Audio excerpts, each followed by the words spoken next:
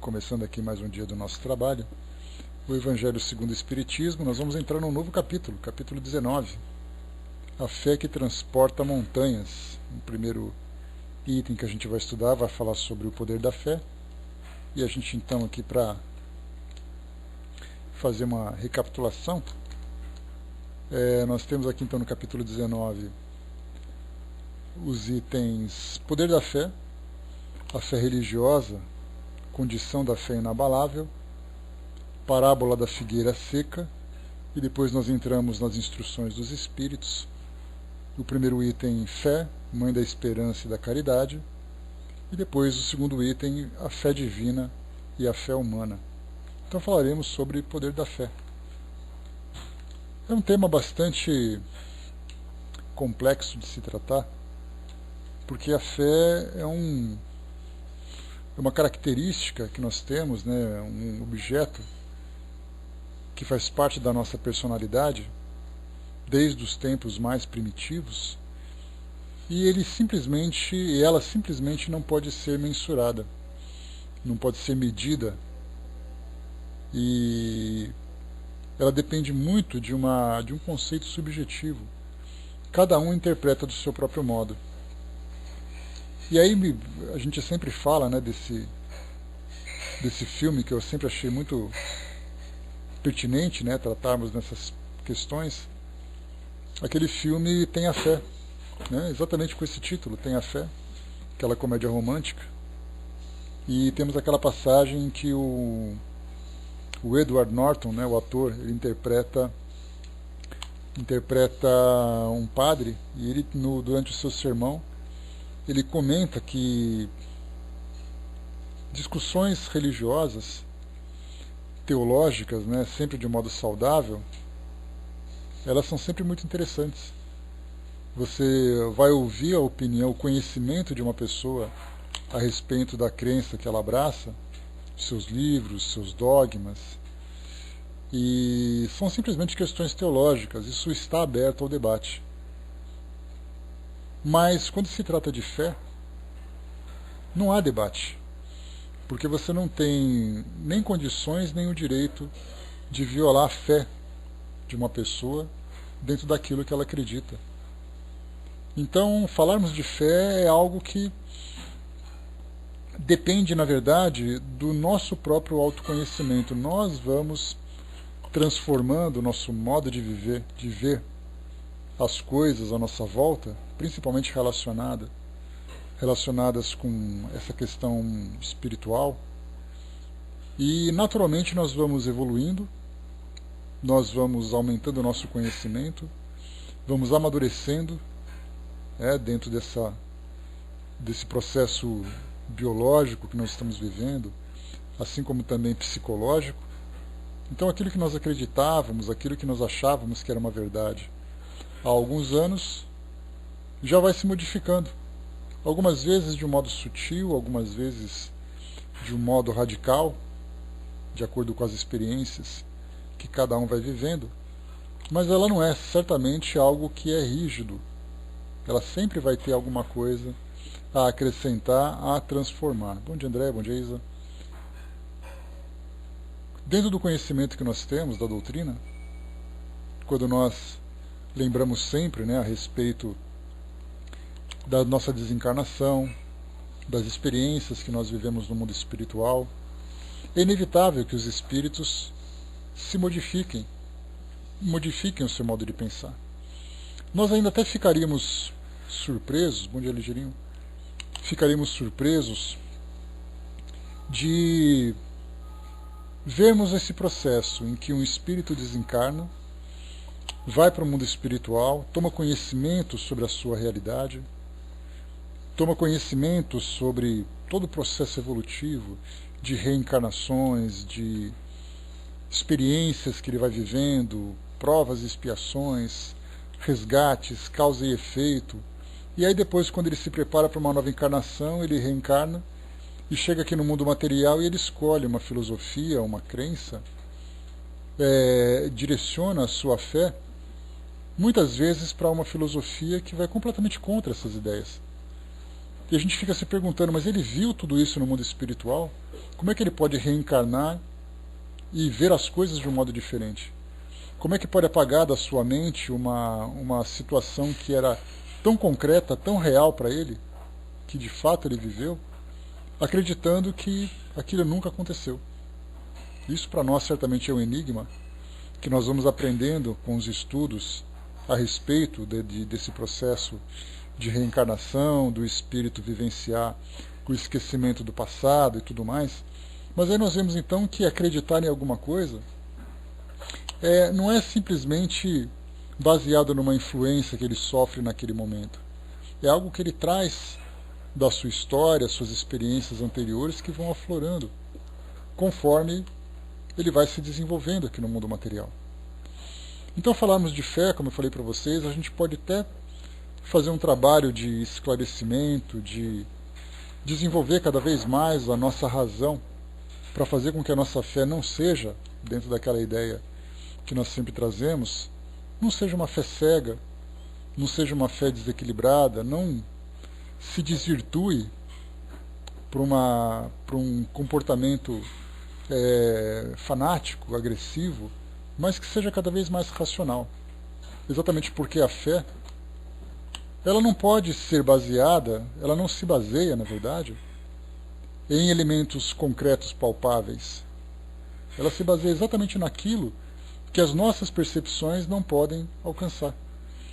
Porque se eu tenho uma convicção que eu vejo alguma coisa dentro desse nosso raciocínio materialista científico, aquilo eu vejo independente da minha fé. O sol nasce todos os dias.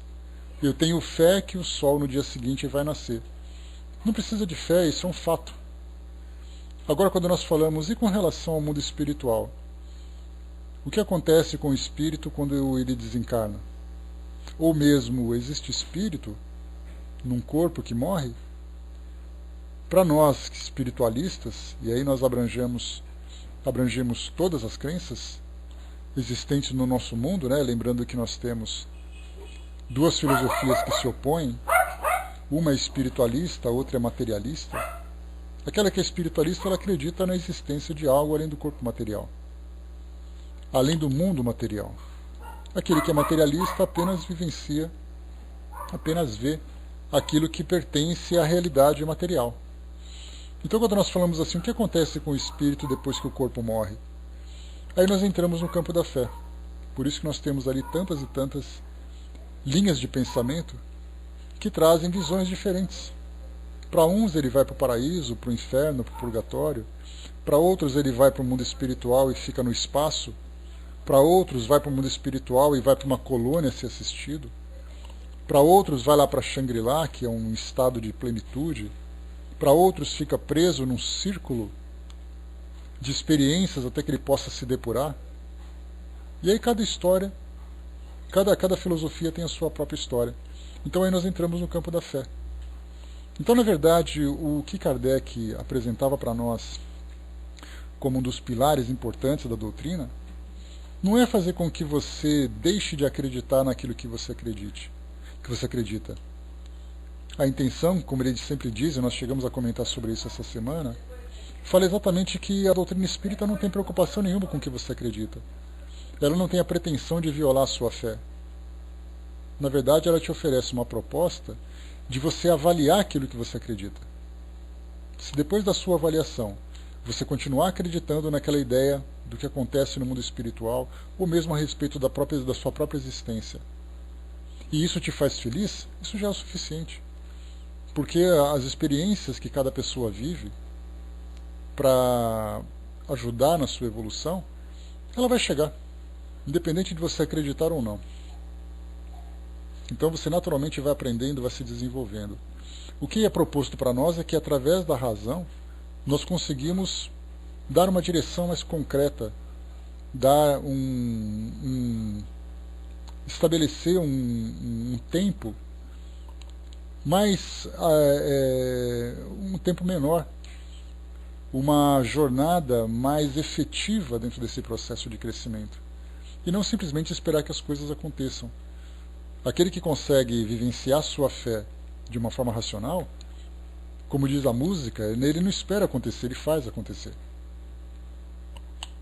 Então por isso que nós estamos agora na doutrina, e ela, exatamente, Brás, né? Então como a gente falou inclusive sobre essas verdades, falamos sobre isso ontem, ao estudarmos o livro A Gênese a respeito das predições de Jesus, essa questão da verdade ela vai se tornando cada vez mais clara, cada vez mais lúcida, conforme nós vamos fortalecendo exatamente a nossa razão. Porque a razão, ela é o objetivo principal da razão é nos dar a permissão, nos dar a condição de fazermos uma avaliação. Então nós avaliamos com critérios mais sólidos aquilo que nós acreditamos. Então fé diz respeito à crença. Crença significa acreditar. E quando nós falamos em acreditar em alguma coisa, eu posso acreditar e não acreditar. Não é um fato. O Arnaldo colocou também, né, desligar-se do misticismo vacilante. Quando se fala em misticismo vacilante, Arnaldo, a gente deve tomar muito cuidado, porque para nós aquilo que é algo que é um misticismo daquilo que o outro pensa, para ele aquilo é uma verdade. Então a gente fica assim, aquilo que você acredita para mim é uma coisa mística. De você falar que você desencarna, que você vai para um hospital. O outro vai dizer assim, cara, isso é tudo misticismo, isso é tudo ilusão da sua cabeça. Mas por outro lado, para nós é uma convicção. Porque depende do nosso ponto de vista. Então, na verdade, nós estamos cada vez mais nos desprendendo dessas crenças que dão para nós esse prazer, essa suposta felicidade, para começarmos a viver essa realidade. Então essa verdade que nós estamos buscando, ela vem gradativamente conforme nós vamos fortalecendo as nossas bases. Mas ainda assim nós perguntamos, mas que bases seriam essas? A partir de onde eu devo acreditar? Qual é a minha referência? E é exatamente aquilo que a doutrina coloca para nós. Ela não tem a preocupação de te dizer por onde você pode começar. Ela te dá um método para você avaliar aquilo que você acredita. E a partir desse método você tem um leque de opções para escolher aquilo que é o mais verdadeiro dentro da sua visão naquele momento. Então por isso que falar de fé é algo muito difícil. Então nós falamos daquilo que nós acreditamos, de que forma que nós lidamos com a nossa fé, não de que forma que o outro lida com a sua própria fé. O Brás colocou, a verdade é relativa ao estágio evolutivo individual. Nós temos aquela verdade que é absoluta e a verdade relativa. A verdade absoluta é aquela que pertence a Deus e que nós simplesmente não conseguimos alcançar. E não conseguiremos alcançar. Porque Deus ele sempre está acima de tudo, né? Então se você fala que você compreende a verdade absoluta tanto quanto Deus, Kardec lembra no livro A Gênese, significa que você também se tornou um Deus. O que não é possível. Uma criatura jamais se iguala ao seu Criador. Então nós temos a nossa verdade relativa, que vai se aprimorando cada vez mais conforme a gente vai evoluindo dentro dessa jornada que nós temos. Bom dia, fraterna. O Brás colocou, considera as 12 leis naturais como verdade absoluta. Então, às vezes a gente essa verdade absoluta, você fala das 12 leis colocando do Livro dos Espíritos, né? Aquelas que Kardec colocou, das leis naturais. É isso, Brás? Então, quer ver? Vamos pegar aqui um trechinho só para você ver uma coisa. Vou mostrar para você que essas leis naturais, elas ainda são bastante limitadas na nossa visão, porque elas dizem respeito àquilo que acontece no mundo material. Elas são suficientes para o mundo material, mas no mundo espiritual nós avançamos por um campo ainda incompreendido. Quer ver? Deixa eu pegar aqui para vocês verem uma coisa. Eu estou aqui exatamente no capítulo, no terceiro livro, As Leis Morais. No primeiro capítulo nós temos a lei divina ou natural. O primeiro item que nós temos são caracteres da lei natural. Aqui embaixo, no item 4, a divisão da lei natural. Olha só como Kardec coloca, para você perceber que foi o melhor que ele pôde fazer naquele momento. Quer ver? Questão 648. Que pensais, Kardec colocando isso para os espíritos, né? Que pensais da divisão da lei natural em 10 partes, compreendendo as leis sobre a adoração, o trabalho, a reprodução, a conservação, a destruição, a sociedade, o progresso, a igualdade, a liberdade e, por fim, a justiça, amor e caridade. Então aqui são 10 leis naturais, mas a 10ª lei ela é dividida em 3, né? Então a gente acaba entrando em 12. Os espíritos respondem: essa divisão da lei de Deus em 10 partes é a de Moisés e pode abranger todas as circunstâncias da vida, o que é essencial. Pode segui-la, sem que ela, entretanto, nada de absoluto, como não o têm os demais sistemas de classificação, que sempre dependem do ponto de vista sobre o qual se considera um assunto. A última lei é a mais importante. É por ela que o homem pode avançar mais na vida espiritual, porque ela resume todas as outras, ou seja, justiça, amor e caridade. Então, quando Kardec fez essa divisão, ele fez baseado nas circunstâncias da vida aqui no mundo material. Mas e, por exemplo, no mundo espiritual? Se você vai falar sobre reprodução, destruição, sociedade, igualdade, liberdade, de que forma que isso se aplica para um espírito que já evoluiu do mundo material? Então, na verdade, assim, essas leis elas vão se tornando cada vez mais claras conforme nós vamos avançando também nesse estágio evolutivo. Então, Kardec tirou tudo isso baseado exatamente nas filosofias que havia naquela época, considerando todas as questões do nosso dia a dia. Também a gente pode colocar, você tem lá as leis de Moisés, nós temos ali 3 partes importantes: a relação do homem com Deus, a relação do homem com sua família e a relação do homem com a sociedade, que são 3 circunstâncias importantes da vida. E daí Kardec então desenvolveu adoração, trabalho, destruição, relação de sociedade. Então, nesse momento, naquele momento e nesse momento que nós estamos, essas leis são suficientes para que a gente possa ter um bom desenvolvimento aqui no mundo material, nesse nosso estágio. A partir do momento em que nós evoluímos, qual é o sentido de falar da lei da destruição? Do homem pelo homem? Se nós estamos agora já pensando na construção. A André colocou em mundos mais avançados, o Pentateuco estaria defasado. André, é a mesma coisa que eu falei para o Brás agora. Quando Moisés trouxe para nós aqueles 10 mandamentos, ele trouxe de acordo com as circunstâncias daquela época. Não matarás, não roubarás, não cobiçarás, guardarás o domingo e coisa e tal. Quando nós evoluímos, a gente olha e fala assim: poxa, mas tem que ter um mandamento de Deus para dizer que não pode matar? Naquela época precisava.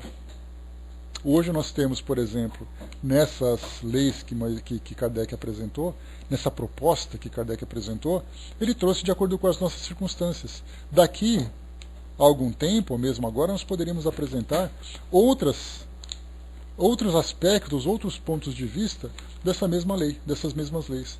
Então, na verdade, elas não ficam defasadas, elas fazem parte de uma cadeia evolutiva. Seria como se você dissesse assim: o telhado é mais evoluído do que o alicerce? Porque primeiro você construiu o alicerce, você colocou lá aquela fundamentação, colocou o concreto, colocou todas as vigas e coisa e tal. Aí você levantou as paredes. O chão deixou de ter importância?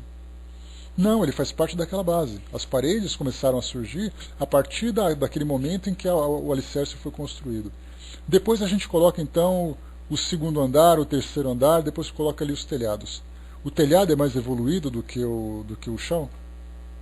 Se nós tirarmos a base do chão, tudo desmorona. Então, quer dizer, conforme a gente consegue superar ou consegue compreender aquelas primeiras leis, é hora de conhecer novas leis. É como se fosse essa vida acadêmica que nós temos. De você dizer assim: o advogado, ele é mais importante do que o professor. Só que o advogado foi aluno. Ele teve que aprender a ler, a escrever antes de virar um advogado. Então, na verdade, assim, faz parte de uma longa cadeia em que se nós temos capacidade de valorizar cada uma dessas etapas evolutivas que nós alcançamos, certamente nós teremos uma estrutura sólida para dar passos muito mais objetivos. Agora, do contrário, achar que eu sou bom agora, que eu não preciso nada disso, você não precisa agora. É você falar para o indivíduo adulto: hoje você pode pegar um garfo, uma faca e você comer sozinho.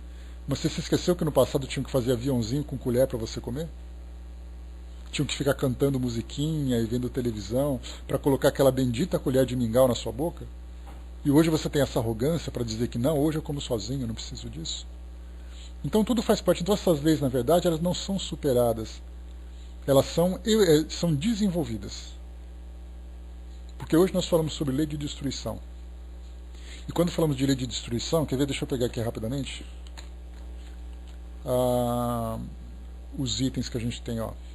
Destruição necessária, destruição abusiva, flagelos destruidores. Aí o que interessa para nós: guerras, assassínio, crueldade, duelo, pena de morte. Então, Kardec conseguiu desenvolver para nós aqui vários itens que falam dessa lei de destruição do homem pelo homem, desenvolvendo com mais profundidade, sendo que Moisés, na sua época, disse simplesmente: não matarás. E aí, então, desse não matarás, nós conseguimos entender as várias formas em que esse matarás acabou acontecendo, em que circunstâncias, quais são as consequências. Então, em cada época, em cada fase, chega para nós uma lição. Bom dia, pessoal que chegou. O Arnaldo colocou lá em cima. Os Espíritos deixam claro a lei de Deus e não leis. Né? Podemos, então, entender como lei do amor. Aquilo que nós conversamos essa semana, Arnaldo. Né? A religião dos Espíritos é a religião do amor. Então tudo vai fazer com que nós converjamos para esse ponto. Primeiro nós precisamos de leis, precisamos de entender causas e consequências. O espírito que chega na condição de pureza, e é claro que a gente fala com uma condição de interpretação, ou de especulação, né, porque nós não compreendemos o que é ser um espírito puro. Nós imaginamos, né, dentro daquela visão dos anjos, do próprio Cristo, né, daquela proximidade com Deus e tal. Mas quem somos nós para imaginar o que eles vivem? Mas dá para entender que esses estão em plena sintonia com esse amor universal. Eles absorvem o sentimento de amor e depois exalam também esse sentimento de amor. E nós estamos trabalhando para alcançar isso, só que ainda vivemos as dificuldades, né, do nosso estágio primitivo, dos instintos e tudo mais. O Braz colocou lá em cima, engraçado, né? Foi a lei de destruição. Ser casada com a lei do progresso. Inevitável, né, Braz? Para alguma coisa progredir, você precisa fazer com que aquelas bases equivocadas sejam destruídas, né? Colocou também, o Major um dia me disse, né? Nós espantamos com assassinatos, mas não pensamos que no mundo biológico tudo tem seus predadores, né? Como o homem não seria diferente. Infelizmente, algumas vezes você tem ainda que a violência deve ser contida com a violência. Lamentavelmente, né? Só que isso traz consequências. Então, com o passar do tempo, nós vamos naturalmente, conforme a violência daquele que pratica o crime for diminuindo, as forças de segurança também vão diminuir a sua intensidade. Então, na verdade, é uma questão proporcional, né? É uma grandeza, dentro da visão matemática, uma grandeza diretamente proporcional. Conforme uma aumenta, a outra aumenta. Conforme uma diminui, a outra diminui. O que nós não podemos fazer é que aquela que tem o objetivo de manter a ordem se torne mais agressiva do que a própria agressão. Aí é um equívoco e isso traz consequências que inevitavelmente vai causar uma revolução. Então é proporcional. A causa aumentou, a consequência aumenta. A causa diminui, a consequência diminui também. Então, quando nós estamos falando sobre todas essas questões, começamos a entender aquele elemento da fé, que inicialmente era apenas uma questão de crença, ela começa a se tornar mais racional. Porque você entende não apenas no que você acredita, mas muito mais importante que isso é por que você acredita naquilo. Ah, mas eu prefiro ser daquela religião. Tá ótimo, então faça uma avaliação. Por que ela te faz feliz? Por que ela te satisfaz? Hoje nós temos aqueles religiosos que são convictos da sua fé. Eu sigo aquela religião porque eu a compreendo, ela me satisfaz, eu sou muito feliz. Ótimo. Mas nós temos aqueles que são itinerantes, aqueles que buscam respostas sem encontrar. Ele quer, na verdade, não um objeto de fé para que ele possa ser feliz. Ele quer encontrar solução para os seus problemas. Então ele vai para essa religião, vai para aquela crença, estuda sobre isso, ouve aquela história. Mas ele, na verdade, por si só, não busca preencher esse espaço que existe dentro dele para elevá-lo espiritualmente. Ele quer, na verdade, uma solução imediata para o seu problema. Já aquele que tem a sua fé solidificada dentro de si mesmo, essa fé solidificada faz com que ele vivencie aquela experiência independente das circunstâncias exteriores, porque ele está se construindo interiormente. Só que a gente tem que, mais uma vez, como foi comentado, nós temos que direcionar a nossa fé de um modo racional. E não acreditar porque você simplesmente se satisfaz com ela. Você precisa viver a realidade, porque do contrário você vai se iludir. E como lembra Emmanuel, né, só se desilude quem se ilude. Então, quanto mais racional é a nossa fé, mais efetiva é a nossa caminhada. Isso que é ponto fundamental. Bom dia, pessoal. Bom dia, professor. Então vamos aqui, pessoal. A gente está falando de fé. Fizemos essa viagem a respeito das leis naturais, né? Porque isso para nós é importante. Mas é um detalhe que é fundamental para nós. Nós temos, por exemplo, as religiões que têm na Bíblia,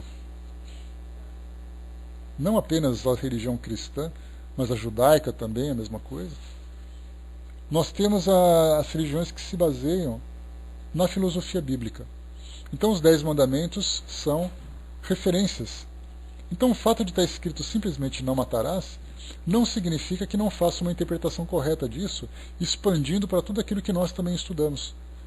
Fala sobre guerra. Muitas vezes nós temos numa igreja uma discussão, não matarás, mas como é que nós vamos lidar com crise da sociedade, com guerras? Então os estudos são desenvolvidos dentro desse desenvolvimento filosófico, a partir dessas leis. A única diferença é que a doutrina espírita colocou isso no papel, num debate para falar sobre tudo isso.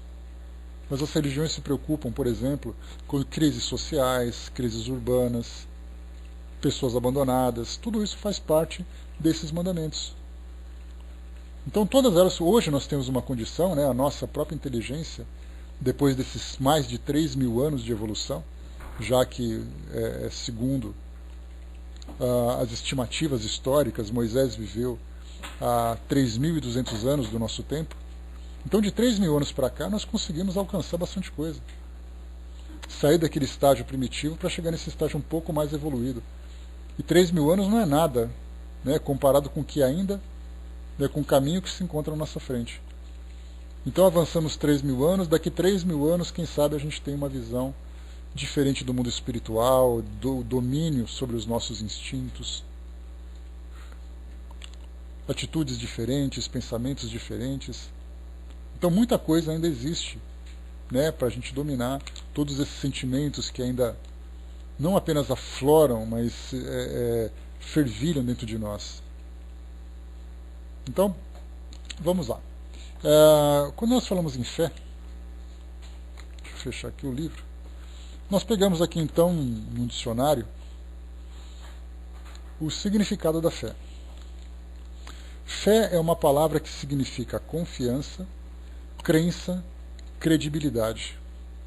A fé é um sentimento de total crença em algo ou alguém, ainda que não haja nenhum tipo de evidência que comprove a veracidade da proposição em causa. Então percebe que eu acredito em alguma coisa, mesmo que aquilo não seja provado. Ter fé implica uma atitude contrária à dúvida e está intimamente ligada à confiança. Em algumas situações, como problemas emocionais ou físicos, ter fé significa ter esperança de algo vai mudar de forma positiva, para melhor. De acordo com a etimologia, a palavra fé tem origem do grego pistia, que indica a noção de acreditar, e no latim fides, que remete para uma atitude de fidelidade. No contexto religioso, a fé é uma virtude daqueles que aceitam como verdade absoluta os princípios difundidos por sua religião. Ter fé em Deus é acreditar na sua existência e na sua onisciência. A fé é também sinônimo de religião ou culto. Por exemplo, quando falamos da fé cristã ou da fé islâmica. A fé cristã implica crer na Bíblia Sagrada, na Palavra de Deus e em todos os ensinamentos pregados por Jesus Cristo, o enviado de Deus. Na Bíblia há inúmeras referências ao comportamento do cristão que age com fé. Uma das frases sobre o tema afirma que a fé é o firme fundamento das coisas que se esperam e a prova das coisas que não se veem. Isso se encontra lá no texto de Hebreus, capítulo 1, versículo 1. E aí depois ele fala também sobre outras aplicações da fé. O termo fé surge em algumas expressões populares e também no contexto legislativo. Fazer fé, acreditar em alguém ou algum ato, ter esperança. Dar fé, afirmar como verdade. Boa fé, agir de forma de agir honestamente sem quebrar um compromisso. Má fé, agir de forma intencional para prejudicar terceiros. Peguei esse texto então no site significados.com.br. E aqui a gente viu que nós não aceitamos apenas essas definições, que eu achei bastante coerente com aquilo que nós estamos estudando. Não aceitei essa definição porque um site me disse, mas porque eu avaliei o seu conteúdo e considerei que ele tem lógica. Simplesmente aplicamos aquilo que nós temos de mais fundamental, de mais essencial, que é a nossa razão. Li esse texto, achei que ele era coerente e apresentei para vocês. Quando eu leio um livro religioso, por que não fazer a mesma coisa? Então essa liberdade de consciência, essa liberdade de razão que nós temos é a base essencial para toda a fé que não é cega, mas aquela fé que é bem direcionada. Então nós temos aqui agora, indo para o Evangelho segundo o Espiritismo.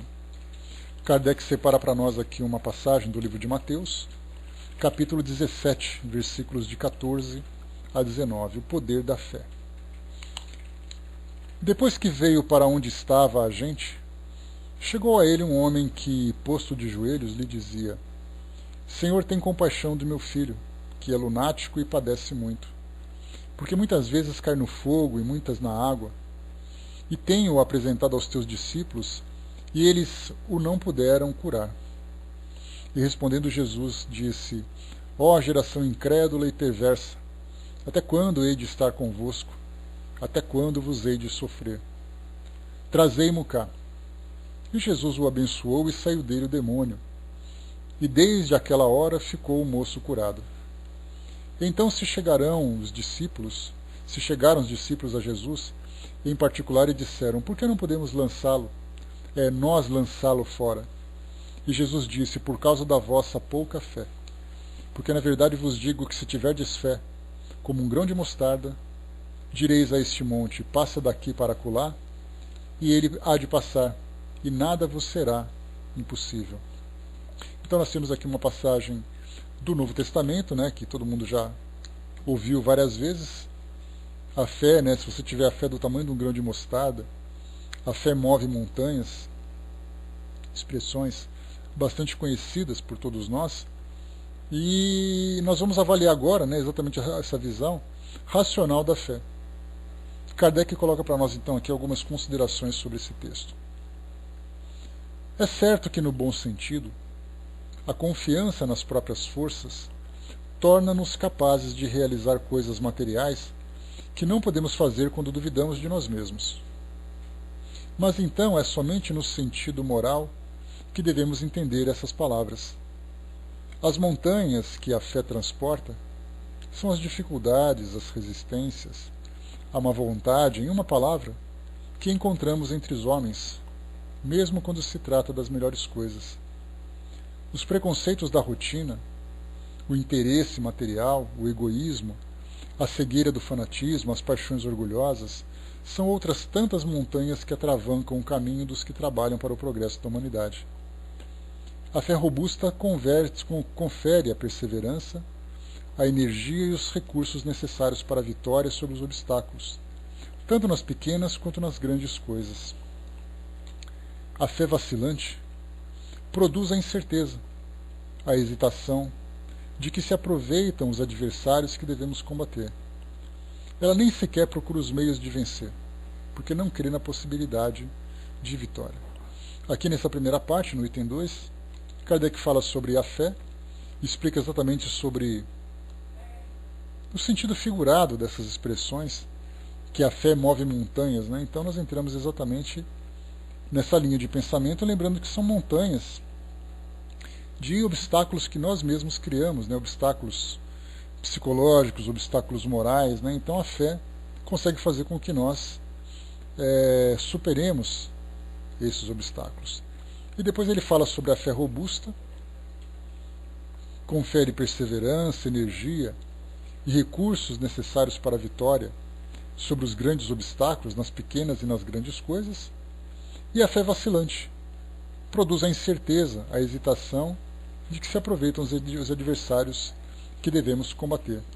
Então, na verdade, existe aquela fé que leva o indivíduo à vitória sobre si mesmo, e aquela fé vacilante, daquele que deseja, mas nem sempre tem convicção para essa superação. Foi colocado aqui em cima para nós, aliás, isso é algo muito explorado nos tempos atuais, em, por exemplo, filmes de ficção. Nós temos aqueles casos, né, de exorcismos, filmes de vampiros, quando aparece, né, uma dessas personagens, e aí então ele tenta fazer um exorcismo, tenta espantar o vampiro com a cruz. E aí então o vampiro dá aquele sorriso, né, me lembro do filme A Hora do Pesadelo, A Hora do Espanto, em que o jovem segura aquela cruz assim na frente, aí o vampiro segura a cruz começa a pegar fogo, e ele falou assim: você tem que mostrar, mas você precisa ter fé. E a mesma coisa acontece naqueles filmes de exorcismo, quando o sacerdote se encontra ali, né, jogando água benta, fazendo o sinal da cruz e coisa e tal, e o tal do demônio, o tal do diabo, do demônio, né, geralmente são os demônios, dá aquele sorriso, aquela gargalhada tétrica, pavorosa, e fala para ele que ele está vacilante. E aí depois, claro, né, com o passar do tempo o filme vai se desenvolvendo, e esses indivíduos se tornam heróis. Porque naquele momento mais difícil é quando ele mostra realmente a sua fé, depois de tanto vacilo, né? Então é um roteiro bastante utilizado, né, nesses filmes, para falar exatamente sobre essas vacilações e para falar sobre as convicções também que vão surgindo. Usando essa mesma imagem, né, da ficção, nós trazemos para a realidade, e nós precisamos muitas vezes de provas para acreditarmos naquilo que a princípio vai ser para nós motivos de felicidade. Então eu preciso mudar o meu modo de pensar, e algumas vezes a gente lembra que nós evoluímos pelo amor ou pela dor. A fé, muitas vezes, na maioria das vezes, ela se fortalece lamentavelmente pela dor, e não simplesmente pelo fato de eu desejar acreditar. Porque essa fé vacilante é exatamente aquela que é destrutiva. É aquela que diz que eu quero fazer alguma coisa, mas eu não sei se eu vou conseguir. E essa fé, ela é um elemento psicológico que é aplicado em todas as situações do nosso dia a dia. Eu tenho fé que eu vou fazer alguma coisa, e então eu vou trabalhar para alcançar tudo isso. Temos no meio profissional, temos no meio esportivo, temos no meio na área de saúde. Eu tenho fé que eu vou me curar, que eu vou fazer tudo aquilo que eu quero. E aí então, inclusive, né, essa questão da fé se tornou para nós até mesmo objeto de estudo científico, fazendo aquela análise de pacientes que têm a crença, que têm uma determinada crença, e aqueles que não têm. E eles fazem uma avaliação sobre o efeito da fé nesse processo de cura em que ele se encontra. E aí fizeram uma comprovação que os pacientes que abraçam uma crença religiosa e utilizam a força dessa crença para o seu próprio desenvolvimento ou para a sua cura, têm respostas mais positivas do que aqueles que simplesmente esperam as coisas acontecer. Eles começaram a fazer, não como placebo, fizeram uma experiência utilizando o placebo. Né, aquelas substâncias que são inócuas, né, que não têm efeito nenhum, mas que deixa a análise daqueles pacientes. Então todos eles tomam remédio, ou acreditam estarem tomando remédio, e tem ali os círculos de oração, tem aqueles que fazem aquelas práticas de capelania, né, dentro dos hospitais, com visitas daqueles grupos missionários de várias religiões diferentes e tudo mais, e fizeram então uma análise trazendo uma resposta mais positiva para aqueles pacientes que têm essa fé do que aqueles que não têm. Mostrando exatamente que o fato de você ter fé já provoca um efeito positivo sobre você mesmo, psicologicamente. E nesse caso a ciência, né, a própria ciência, bom dia pessoal que chegou, a própria ciência também não coloca em questão se aquilo que você acredita é verdade ou não. Não pergunta se você... A ciência não tem a preocupação de provar que Deus existe, ou que o lugar para onde você vai, ou para quem você faz as suas orações, se isso é verdade ou não, mas o efeito dessa crença sobre você. Tanto de uma forma positiva como de uma forma negativa. Negativamente nós temos aqueles casos de possessões, que no Código Internacional de Doenças nós temos ali, né, casos de possessão. E aí muitos espíritas ficam oriçados, né, olha só a medicina reconhecendo os casos de possessão. Não. Ela está estudando o efeito da crença da possessão sobre aquela pessoa, que nesse caso tem ali uma indicação psiquiátrica. E isso acontece do lado oposto, positivamente, fazendo esses estudos a respeito da fé. Não importa no que você acredita. O que interessa para a ciência é o efeito que essa crença exerce sobre você. E por isso então pegaram os pacientes que têm doenças, pacientes ali que estão em processos de cura, e que também depois se submetem a esses tratamentos espirituais. A mesma coisa acontece com a questão da própria água fluidificada, né, que nós espíritas temos o hábito de utilizar. Você toma aquela água e a água te cura. Para a ciência é assim, não importa o que tem na água, o que importa é no que você acredita que tem na água. E aí então fazem uma análise dos resultados. Isso não é para a ciência nada ofensivo. Nós não temos que ver a ciência como uma inimiga, né? Como é que a ciência não acredita naquilo que eu acredito? O papel da ciência não é esse. O papel da ciência é estudar os elementos que estão no seu campo de ação. Kardec lembra disso lá no livro que é o Espiritismo, quando ele fala que a ciência tem que se preocupar com aquilo que acontece no campo material. Aquilo que acontece no campo espiritual não é da alçada dela, porque ela não tem condições de adentrar a esse universo, de acordo com suas teorias, de acordo com seus equipamentos, os seus métodos. O mundo espiritual não está acessível a ela. Daí então, né, nós temos a metodologia espírita que ele apresentou, que tem ali os critérios de observação, tem os critérios de avaliação racional, utilizando inclusive o próprio método científico. E aí, a partir dessa metodologia, nós começamos a analisar de uma forma mais racional aquilo que existe no mundo espiritual, que também ainda, para nós, é um elemento de fé. O fato de Kardec ter utilizado o método de observação significa que todo mundo vai se submeter, vai se ajoelhar diante daquilo que a doutrina espírita apresenta? Obviamente que não. Não é exato, né, Lorde? Não tem como acessar. Mas a metodologia, e por isso, então, inclusive, né, eu cheguei a comentar com vocês há algum tempo, da revista super interessante, que ela trouxe uma reportagem, e foi reportagem de capa, dizendo assim, né, a ciência espírita. E isso gerou no nosso meio um burburinho, uma discussão bastante calorosa, porque não existe ciência materialista e não existe ciência espírita. Existe simplesmente a ciência. A ciência significa conhecimento. Então, para cada ambiente, você vai aplicar uma metodologia diferente. Mas a ciência por si só é única. Porque dá a impressão de que existe a ciência de verdade e a pseudociência. Existe a ciência de mentirinha e a ciência de verdade. E não, a ciência é a mesma. Então, na verdade, os métodos aplicados, a seriedade com que ele é aplicado é o que vai determinar para nós o resultado. E aí, então, no caso da doutrina espírita, que utiliza essa metodologia científica, em especial a observação. E aí Kardec apresenta para nós, né, quando nós estudamos, por exemplo, o Livro dos Médiuns, ou na introdução mesmo do Livro dos Espíritos, também no livro Obras Póstumas, livros que nós já estudamos, nós tivemos ali Kardec explicando de que forma que a doutrina espírita se desenvolveu. E ele conta passo a passo, né, no início, aquelas mesas que se movimentavam.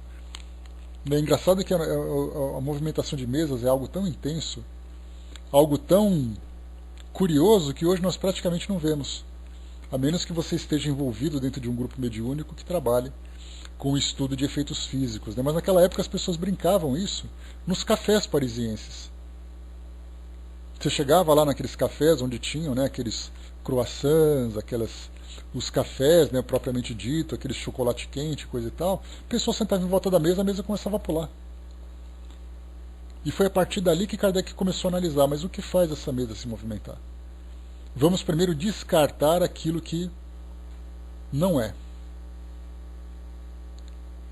Né, como diz Conan Doyle, né, Arthur Conan Doyle, no livro sobre Sherlock Holmes, tirando o impossível, o improvável, por mais absurdo que seja, tende a ser verdade. Então Kardec foi excluindo, quando ele falou, olha, tirei tudo aquilo que eu podia avaliar a partir da visão do mundo material. Se essa mesa está falando com as batidas, se movimentando, é porque tem alguma coisa mexendo com ela. Que coisa é essa? Aí ele começou a avaliar e começou a analisar. E isso fez com que ele começasse a ter convicção, não apenas fé, mas convicção de que havia algo fora do elemento do universo material que estava agindo sobre aquela mesa. E a partir dali, quando ele para ele, comprovou por esse método de observação que havia uma inteligência extracorpórea agindo sobre aquela mesa, a partir dali começou a vir a filosofia propriamente dita. Quem você é, de onde você veio, por que você está se comunicando, o que você tem para nos ensinar, e aí depois começou todo aquele caminho que ele percorreu para trazer os livros bases da doutrina espírita. Então, para aqueles que começam a ler doutrina espírita e falam assim, mas essa coisa de conversar com o espírito, de que você continua vivo no mundo espiritual, isso aí é uma questão de fé. Exatamente porque a doutrina espírita ela acabou sendo envolvida nesse rol de religiões que se baseiam na fé, porque quem não conhece a origem desse processo acredita que é mais uma religião, mais uma ideia interessante do mundo espiritual para confortar as pessoas. Mas os fatos foram observados. Aquilo aconteceu. É como se você visse um alienígena e falasse assim, olha, eu acredito que existe alienígena porque eu vi o alienígena. Aí quem não viu vai falar assim, ah, mas é que você acredita, é uma questão de fé, a ciência não provou, mas eu vi, eu estava lá. E aí começa toda aquela discussão. Então, na verdade, nós percebemos que as religiões, elas começam, o indivíduo começa a acreditar a partir da experiência que ele vive. Eu preciso de ajuda, né? Exato, cada um vive a sua realidade e ela começa exatamente naquele momento em que ele começa. Pode parecer redundância, mas não é. Ele começa a acreditar a partir daquela experiência naquele instante. Eu preciso de um conforto. Eu vou até aquela crença e eu começo a acreditar a partir dela. É como se você fizesse uma viagem a partir dela já iniciada.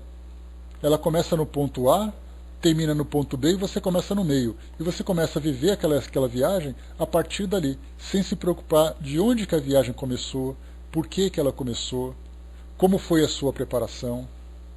Então, na verdade, as pessoas vivenciam essa questão da fé sem ter essa base racional, apenas para satisfazer as suas necessidades. Como a gente lembra que o nosso mundo hoje é um mundo que traz muitas dificuldades, muitos desafios para todos nós, as pessoas, na verdade, elas estão buscando alívio. Obrigado, Cindizinha. Elas estão buscando alívio, conforto, proteção, não necessariamente buscando uma verdade que possam acreditar. Existe uma minoria que procura isso, mas de um modo geral, as pessoas estão buscando segurança. Elas querem ser acolhidas. Elas querem ser ajudadas. Então não importa no que se baseia aquela fé, o que importa é o efeito que ela provoca sobre você. Se ela te faz feliz naquele momento de dificuldade que você está vivendo, ótimo. É por isso que nós temos hoje aqueles casos, né, que muitas vezes acabam até sendo um pouco mais acabam sendo polêmicos, né? De nós pegarmos presidiários, pessoas que vivenciam, né, a doença do vício, e aí depois ele se converte e se transforma numa pessoa diferente. E a gente pensa assim, até parece que isso acontece. Acontece sim. Para ele acredita que ele foi salvo por alguém, por Jesus, por um santo, por um espírito, não importa. mas o que importa é o efeito que aquilo provoca sobre ele. Ele precisava dessa base, dessa segurança. E dessa base ele conseguiu então viver essa transformação. Então percebe-se que ele não estava buscando uma verdade, ele estava buscando ajuda. E se essa ajuda foi para ele suficiente, se ele é um criminoso que conseguiu se converter salvo por Jesus, se ele é um viciado numa casa de repouso e ele conseguiu se curar, ou pelo menos controlar aquela doença, a partir da crença que ele tem, ótimo, o efeito foi positivo. Mas a doutrina espírita ela não veio trazer para nós apenas uma questão de conforto. Ela veio trazer para nós esclarecimentos, que esse esclarecimento vai trazer o conforto. E é por isso que nós falamos da realidade do mundo espiritual, daquilo que você vai viver, das causas e consequências das experiências que nós vivemos. Só que é um processo, como eu falei para vocês nessa semana, é um processo homeopático. É um conhecimento que vem gradativamente se aprofundando, se desenvolvendo. Diferentemente de uma cirurgia, né, no caso de um remédio, de você pensar assim, olha, eu estou fazendo isso, eu busco essa ajuda e eu preciso de uma ajuda imediata. O indivíduo vai ao centro espírita e fala assim, olha, não precisa ficar falando dessa coisa de espírito não. Vocês podem me ajudar ou não? Eu estou desempregado, eu preciso de emprego. Alguém pode me ajudar? Eu estou doente, tem alguém da minha família com doença, você pode? Porque você vai falar assim, olha, eu vim aqui porque eu estou desempregado. Então, meu querido, leia o livro dos Espíritos primeiro. Ele vai olhar para sua cara e vai buscar outro lugar. E ele vai buscar então a tropa de choque, que é você esperar os milagres acontecerem. Então a doutrina espírita ela tem esse aspecto consolador pelas respostas que ele te dá e pela orientação que ele te dá para o trabalho que precisa ser realizado. Ele não te faz promessas de grandes transformações miraculosas, mas ele fortalece o indivíduo para promover a própria transformação, e se essa transformação não vier da forma como ele gostaria, o fortalece para ter coragem, resignação, para continuar lutando apesar das dificuldades. E quem tem paciência para isso? Essa é uma questão que nós percebemos que por isso que nós temos aqueles que buscam esses milagres. E num país como o nosso, com tantas e tantas dificuldades, né, isso não é demérito nenhum, é o que eu vou trazer para vocês, mas a gente vê dentro das estatísticas que foram apresentadas, né, a gente chegou a conversar sobre isso, quando saiu em 2010, quando saiu a última grande pesquisa do IBGE, no Instituto Brasileiro de Geografia e Estatística, falando sobre as religiões. E aí começou a mostrar então qual é a quantidade de pessoas envolvidas em cada religião, e grau de instrução,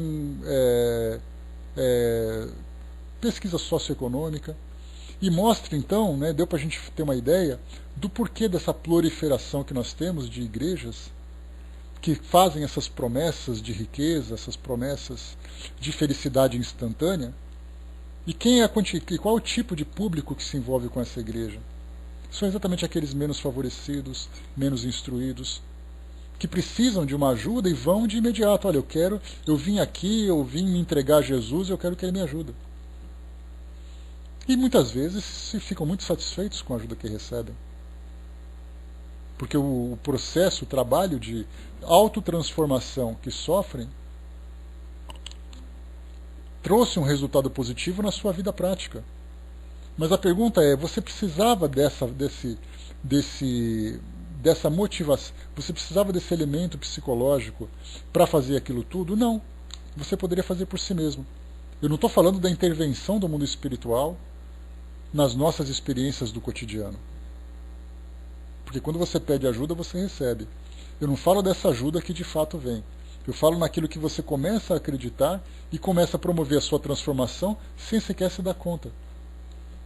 Se eu falar para você assim, olha, eu posso até dizer para você que essa questão de fé é muito interessante, né? Eu já vivi uma experiência curiosa, uma coisa boba, mas dá para ilustrar isso que a gente está conversando. Me recordo numa época em que eu fazia um tratamento de saúde bastante complicado. Chegavam então pessoas, né, amigas, pessoas queridas, e apresentavam suas propostas de cura. Né? Tem som? O som está ok para vocês, pessoal? Tudo ok? Beleza, então. Já vai passar, André. Então apareciam pessoas de todo tipo de crença, né? E aí chegava alguém assim para conversar e falava assim, olha, por que você não toma tal coisa, né? Aí apresentava um chazinho, um remédio, uma simpatia. Aí o outro chegava assim, por que você não vai naquela religião? Por que você não, não toma aquele passe? Por que você não faz isso e coisa e tal? Olha, eu posso levar sua foto em tal lugar para fazer uma cirurgia à distância, ou então um ritual de bênçãos para você. E aí me recordo de uma amiga que ela falou assim, olha, eu conversei com um padre lá perto de casa, que ele é bom, e ele abençoou essa água para você tomar. Eu trouxe aquela garrafinha de água mineral, e essa tal da água abençoada. E colocou do lado da minha cama, e falou assim, olha, toma ela 3 vezes ao dia, aquele copinho de café, e coisa e tal. E eu coloquei, aí ela me despediu, ela foi embora e tal. Eu fiquei uns 3 dias olhando para aquela garrafa, imaginando assim, eu vou ter que tomar essa água. Essa água foi abençoada por um padre, eu sei lá, eu não era espírita ainda nessa época, né? Quer dizer, não era ainda praticante da doutrina, né? Porque a gente sempre é alguma coisa, mas mesmo que não compreenda, né? Então eu olhava para aquela garrafa, e aí veio o grande dia. Olha só o drama da coisa, né? Parece novela mexicana, né? Um ritual para tomar aquela água. Pegava aquele copinho. Imagina aquela cena slow motion, assim, que você começa a virar um pouquinho de água assim no copo, dá a impressão que você está vendo a água caindo em câmera lenta. Até as bolhas dentro da água ficam suspeitas. E aí então eu comecei, aquele copo veio na minha direção, aquela música de fundo, e eu comecei a tomar aquela água. Ela me desceu na garganta com um gosto que eu nunca tinha conhecido. E era uma água como outra qualquer, mas para mim a água tinha gosto, tinha textura, tinha temperatura, provocava um efeito em mim, e eu fiquei depois umas 2 horas digerindo aquela água. Pode colocar na área de texto, André. Dramático mesmo. Então, para você ver assim, o que é o efeito psicológico sobre a gente? Era simplesmente um copinho de água. Mas o fato dela ter dito que aquela água tinha sido abençoada por um padre, não também pelo fato de ser padre, por ser católico, nada disso, mas é porque tem um efeito, vamos dizer assim, religioso sobre ela. Se fosse um padre, se fosse uma pessoa de um centro de umbanda, de um centro espírita, e quando depois eu comecei também a fazer tratamento espiritual no centro espírita, era a mesma coisa. Toma aguinha fluidificada 3 vezes ao dia. Aquela água também tinha um gosto diferente. E outras pessoas de casa que tomavam falavam, mas isso aqui é uma água normal. E eu falava, mas essa água não está com gosto diferente, não está mais amarga? Não está um pouquinho mais azeda, alguma coisa assim? Não, está com gosto normal. Não é possível. Então a gente vê que esse é um efeito psicológico que é causado sobre nós. Aí o efeito que a fé tem sobre cada um de nós. E esse é um caso, por exemplo, que aí até hoje é assim também, só que hoje eu aceito, né? Quando eu tomo água fluidificada, né? Faço tratamentos e tal. Quando faço, né? Então eu tomo assim, eu falo assim, olha, estou tomando essa água, mas eu sei que a água vai me fazer bem, eu sei que isso, eu sei que aquilo, mas eu sei que tem alguma coisa nessa água. O meu inconsciente ainda briga com o meu consciente. Então a gente percebe, por exemplo, quando nós estudamos lá no Livro dos Espíritos sobre os talismãs, né? Que na parte de influências espirituais, Kardec pergunta qual é o efeito dos talismãs sobre os espíritos. E aí os espíritos falam assim, isso é tudo coisa da cabeça dos espíritos. Isso aí não tem efeito nenhum, a matéria não pode interferir naquilo que o espírito vivencia, como no mundo espiritual. Mas eles falam com tanta simplicidade, né, que é algo que eu acho que nós podemos acrescentar algumas coisas, que para um espírito, quando você pega, por exemplo, um crucifixo, não é simplesmente ali um pedaço de madeira ou um pedaço de metal que tem aquele formato. Quando ele olha para aquilo traz para ele um efeito psicológico que traz para ele medo, traz para ele confiança. De você pegar, por exemplo, ver um símbolo de uma estrela, um pentagrama, de você pegar uma vela com uma cor diferente. Quando acaba a luz na sua casa, o que você faz? Hoje a gente tem celulares e tal, né? Mas as pessoas correm e acendem a vela. Você acenderia uma vela preta na sua casa num dia que acabou a luz? Não, tem que ser aquela vela branca. Tá, uma vela branca, mas você acenderia aquela vela de 7 dias ou aquela vela de um dia só? Não, uma vela sozinha. Só aquela vela simples. Mas por que você não acende a outra vela preta? Uma vela vermelha tão bonitinha. No Natal todo mundo tem roupa vermelha, tem ali bola vermelha na árvore de Natal, e quando acaba a luz você não acende uma vela vermelha, por quê? E aí vem o efeito da fé, daquilo que você acredita, o efeito positivo e o efeito negativo sobre aquilo.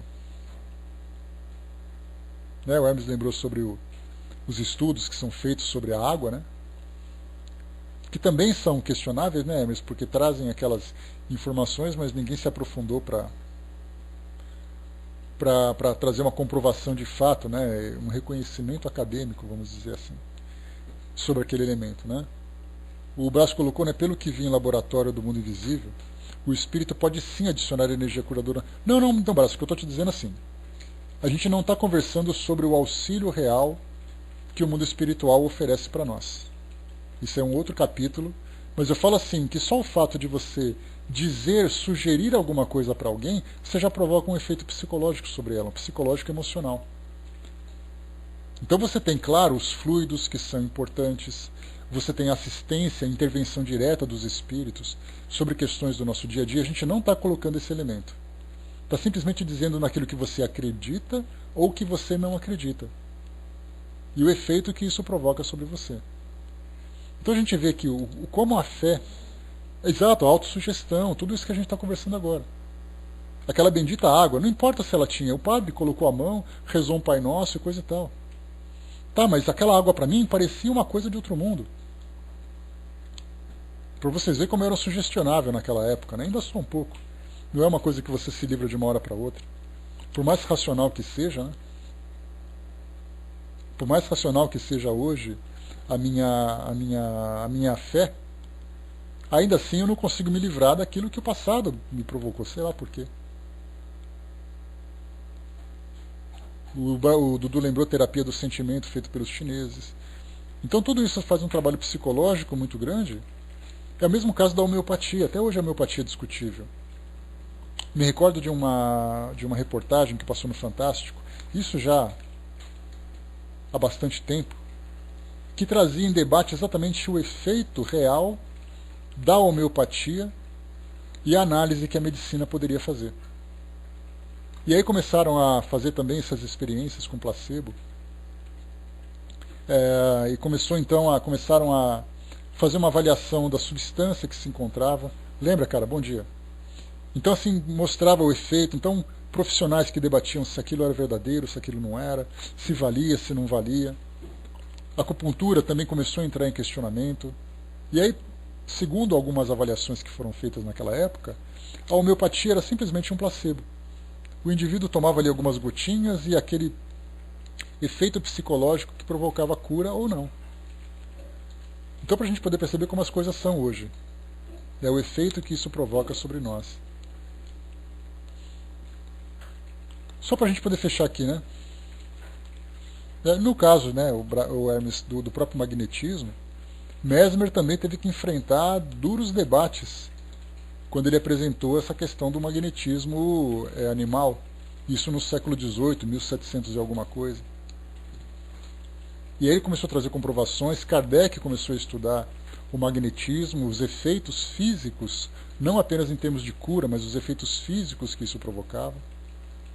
Cheguei a comentar com vocês, né, que uma vizinha trabalha num centro terapêutico de terapia alternativa, e lá eles trabalham com pêndulo, trabalham com apometria, trabalham com magnetismo, tudo aquilo que é esotérico. Para quem gosta de esoterismo, ali é o paraíso, né? Mas a pergunta é, aquilo tudo faz efeito mesmo? Aquilo tudo pode ser comprovado cientificamente ou é apenas um elemento de fé?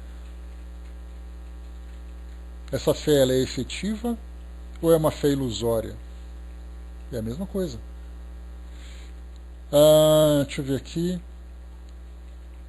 A Angelina colocou, né? A carteira de trabalho com 15 dias estava desempregada. No caso de uma vizinha que frequentava ali uma missa de cura, né? Termina o raciocínio para nós, Angelina, por favor. O Brás colocou, né? Jogava uma planta chamada São Jerônimo no fogo para acalmar tempestades também, né? Usava água benta para acalmar tempestade e dava certo, né? Dança da chuva, será que dá certo isso também, Brás? Ou é uma questão de fé? Deixa eu só correr aqui, pessoal, com o que falta para a gente acabar esse trecho. Ele coloca assim, noutra acepção, considera-se a fé a confiança que se deposita na realização de determinada coisa, a certeza de atingir um objetivo. Nesse caso, ela confere uma espécie de lucidez que faz antever pelo pensamento os fins que se tem em vista e os meios de atingi-lo, de maneira que aquele que a possui avança, por assim dizer, infalivelmente. Num e no outro caso, ela pode fazer que se realizem grandes coisas. Aqui a gente pode colocar, por exemplo, em soldados que vão para a guerra, confiantes de que vão vencer. E aqueles soldados que vão para a guerra tendo medo de morrer. Já dá para a gente perceber o desempenho que cada tropa vai apresentar no decorrer daquele combate. Simplesmente pelo fato de acreditar que alguma coisa é possível. Aquele atleta confiante, a gente vê muito isso nas competições. Aí os profissionais da mídia focam no rosto dele, dão aquela concentrada assim na aparência dele, e ele tem aquele rosto fechado, convicto, silencioso e coisa e tal, e depois ele ganha a luta, ou ganha a competição. E aí olha para ele e fala assim, olha, ele ganhou porque ele tinha fé que ele era capaz. E isso de fato é possível, porque ele já começava a antever o resultado daquele que ele desejava e trabalhava com confiança para aquilo. A diferença que existe entre o vacilo e a confiança. E continua.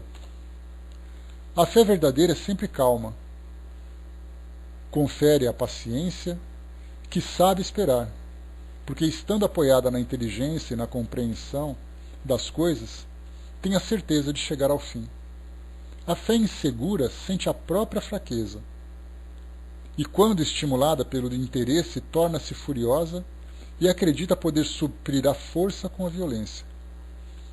A calma na luta é sempre um sinal de força e confiança, e quanto à violência, pelo contrário, é prova de fraqueza e de falta de confiança em si mesmo. Necessário guardar-se de confundir a fé com a presunção. A verdadeira fé se alia à humildade. Aquele que a possui deposita sua confiança em Deus mais do que em si mesmo, pois sabe que, simples instrumento da vontade de Deus, nada pode sem ele. E por isso que os bons espíritos vêm em seu auxílio.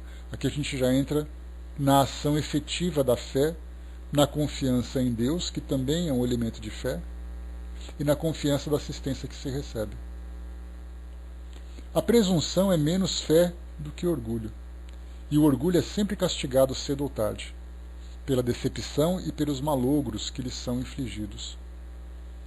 O poder da fé tem aplicação direta e essencial na ação magnética. Agora a gente já começa a entrar no campo dos fluidos para entender exatamente a fisiologia desse processo de interferência do mundo espiritual no mundo material, que mais uma vez ainda não pode ser comprovado cientificamente, mas facilmente podemos observar os seus efeitos. Eu não lembro dessa história, o Hermes. Depois coloca para nós. Graças a ela, o homem age sobre o fluido, agente universal, modifica-lhe a qualidade e lhe dá impulso, por assim dizer, irresistível. Eis porque aquele que alia a um grande poder fluídico normal, uma fé ardente, pode operar unicamente pela sua vontade dirigida para o bem esses estranhos fenômenos de cura e de outra natureza que antigamente eram considerados prodígios e que, no entanto, não passam de consequências de uma lei natural. É essa a razão porque Jesus disse aos seus discípulos, aos seus apóstolos, se não conseguirdes curar, foi por causa da vossa pouca fé. Então aqui a gente já começa a entrar não apenas naquilo que você acredita, mas principalmente na ação dessa sua crença sobre os elementos que você manipula. Nesse caso, nós temos, através da doutrina espírita, a oportunidade de estudar os fluidos à nossa volta, que chegou a princípio como uma revelação, que os espíritos disseram que nós estamos inundados por esse fluido, ou nós estamos mergulhados nesse fluido, que é um fluido sutil, que através da força do nosso pensamento nós conseguimos impulsionar e dar características a essa substância. Então nós espíritas pensamos assim, esse fluido existe? Para nós espíritas vamos dizer, é claro que existe. o fluido se encontra à nossa volta, o nosso perispírito é formado por esse fluido, o fluido cósmico universal, e nós começamos então a recitar todos os termos, as expressões que envolvem esse fluido. Mas aí a pergunta é, a ciência comprova isso? A ciência vai dizer não, porque é um elemento que simplesmente não é material. Ah, mas a ciência estuda os neutrinos, estuda tantas outras substâncias que a física teórica e prática, né, física clássica já começa a avaliar isso também, mas principalmente a física teórica, força gravitacional, nomes como Albert Einstein, coisa e tal. Mas isso não tem nada a ver com mais física quântica, também a gente nem sabe o que é isso. Então, cientificamente, dentro das práticas tradicionais da nossa física clássica, esses elementos não podem ser observados. Mas nós espíritas estudamos, então, através da observação e através, principalmente, da revelação, a existência desses fluidos e trabalhamos em prol dele. Para aquele indivíduo que é cético, que vai até uma casa espírita e observa então os médiuns de cura dando passes, qual é a resposta que eles vão avaliar? Ah, eles estão fazendo ali um ritual, se a pessoa acreditar naquilo está ótimo. Mas os fluidos que são manipulados não podem ser vistos. E aí entra então a questão da fé, uma fé racional, que os espíritos trazem para nós bem embasado, com orientações, com esclarecimentos, e nós a partir dali então trabalhamos a manipulação desse fluido. E aí então, muito mais do que acreditar na existência do fluido e trabalhar na sua manipulação, vem então as características que o próprio espírito, que o próprio médium aplica sobre ela. Então aquele médium que é mais convicto, que tem uma fé mais fortalecida, ele é capaz de imprimir características para fazer com que aquele fluido tenha um efeito positivo. E não apenas dentro da questão dos médiuns espíritas. Quando nós estudamos sobre médiuns de cura, no livro dos médiuns, né, naquela nossa temporada, nós falamos que os médiuns de cura não são apenas aqueles de casas espíritas, mas são os curandeiros, as benzedeiras e tantos outros personagens que nós temos, né, no Brasil, em especial, os xamãs e tantos outros, que nada mais são do que magnetizadores, que através da fé ele faz a sua oração, recebe naturalmente a assistência do mundo espiritual, mas aí a gente descarta, mais uma vez, descarta não, separa essa questão da intervenção dos espíritos e nós falamos da impressão que aqueles indivíduos aplicam sobre esses fluidos que são depois direcionados para aqueles que recebem cura. Ele pega ali a folhinha de arruda, pega uma caneta, faz ali as simpatias, faz as suas rezas, as rezadeiras, as benzedeiras. E aí então ele nem ele muitas vezes percebe, porque ele age motivado pela fé, que ele se encontra manipulando fluidos, direcionando para aquela pessoa ou para aquelas pessoas, e esses fluidos então promovem essas mudanças físicas. Essa parte é fundamental. Né? Ah, lembrei que você colocou, Hermes. Tem o caso do alpinista e tem o caso da enchente também, a mesma coisa. O Hermes lembrou aqui, né, um alpinista queria escalar uma montanha de gelo sozinho a fim de colher louros para si. Quase no fim da escalada, veio uma avalanche de neve e ele soltou-se das amarras e caiu vertiginosamente. Enquanto caiu, pediu a Deus que o salvasse. De repente, ele estancou e ouviu uma voz interior que disse, crê em mim. Crê em mim? Ele respondeu que sim. Então a voz interior disse para soltar as amarras. Ele pensou e não fez. No outro dia, a equipe de socorro soltou o morto congelado a cerca de 3 metros do solo. Então aqui mais uma situação também. Então a gente vê assim que, quando se fala sobre a fé, a gente tem assim vários estágios para alcançar. Primeiro, naquilo que você acredita e no efeito que essa crença exerce sobre você. Depois, quando você começa a racionalizar essa fé e compreendendo elementos que se encontram à nossa volta, sejam elementos inanimados, como é o caso, por exemplo, dos fluidos, ou elementos animados, como é a presença dos espíritos à nossa volta, começamos a estudar sobre a intervenção deles. Mas de nada adianta você pegar, por exemplo, o médium de cura, e por isso que as casas espíritas procuram sempre fazer esse trabalho de esclarecimento. Para você fazer o curso de médium, você precisa fazer o curso básico. Então você começa primeiro entendendo o que é a doutrina espírita, como ela surgiu, baseado em que vem a nossa crença. E aí depois você evolui, né, depois de 2, 3 anos de curso, começa a entrar no livro dos médiuns. E aí depois você faz o curso de magnetismo. Mas para você chegar no magnetismo, não adianta você acreditar que existe fluido se você não tiver antes disso uma base doutrinária para entender do porquê. Né, o Dudu colocou ali a sequência, né, o ESD, mediunidade tomo 1, mediunidade tomo 2, depois o passe. E isso demanda anos, né? Mas o detalhe, né, Dudu, para aquele que quer ser magnetizador, ele trabalha mais ou menos como aquele indivíduo que vai conquistar a sua habilitação, né, para dirigir um carro. Ele não quer estudar sobre praia, ele não quer estudar sobre placas, ele não quer estudar sobre regras de trânsito, ele quer sentar no carro e sair dirigindo. Ele vai bater a mão, assim, esfregar a mão no centro espírita. Onde eu começo? Você vai começar na sala de aula, meu amigo, depois você vem para cá. Exatamente para que a convicção que ele vai desenvolver para fazer aquele trabalho, ela deve ser racional.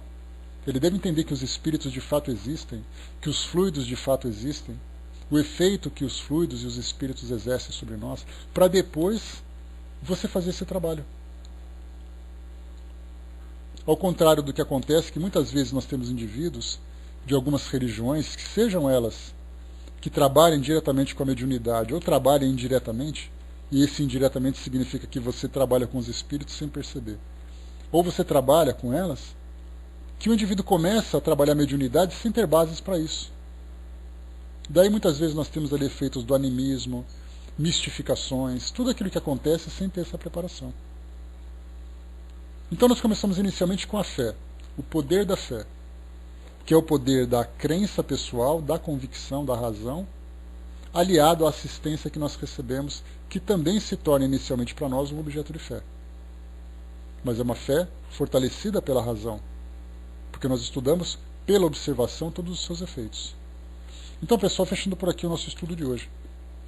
Nós terminamos aqui essa primeira parte, né, do capítulo 19, o poder da fé.